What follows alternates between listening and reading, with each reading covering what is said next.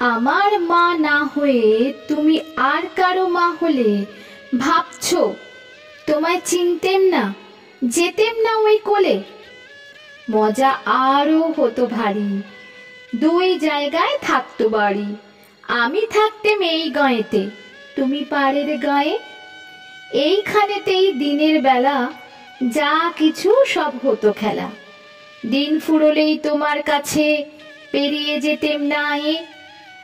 হঠাৎ এসে পিছন দিকে আমি বলতেম, বল দেখি কে? তুমি ভাবতে চেনার মতো, চিনি নে তো তবু। তখন কোলে ঝাঁপিয়ে পড়ে আমি বলতেম গলা ধরে, আমায় তোমার চিনতে হবেই, আমি তোমার অবু। ওই পাড়েতে যখন তুমি আনতে যেতে জল, এই পাড়েতে তখন ঘাটে বল দেখি কে? বল। কাগজ গড়া নৌকোটিকে ভাসিয়ে দিতেন তোমার দিকে। যদি গিয়ে পৌঁছতো সে, বুঝতে কি সে কার? সাঁতার আমি শিখিনি যে, নইলে আমি যেতেম নিজে। আমার পাড়ের থেকে আমি যেতেম তোমার পাড়।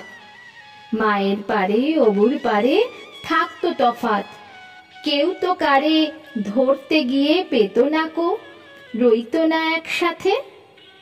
দিনের বেলায় ঘুরে ঘুরে দেখা দেখি দূরে দূরে, সন্ধে বেলায় মিলে যেত অবুতে আর মাতে। কিন্তু হঠাৎ কোনো দিনে যদি বিপিন মাঝি পার করতে তোমার পারে নাই হতো মা রাজি, ঘরে তোমার প্রদীপ জেলে ছাতের ওপরে মাদুর মেলে বসতে তুমি, পায়ের কাছে বসতো ক্ষান্ত বুড়ি। উঠতো তারা সাত ভাইতে, ডাকতো শেয়াল ধানের খেতে।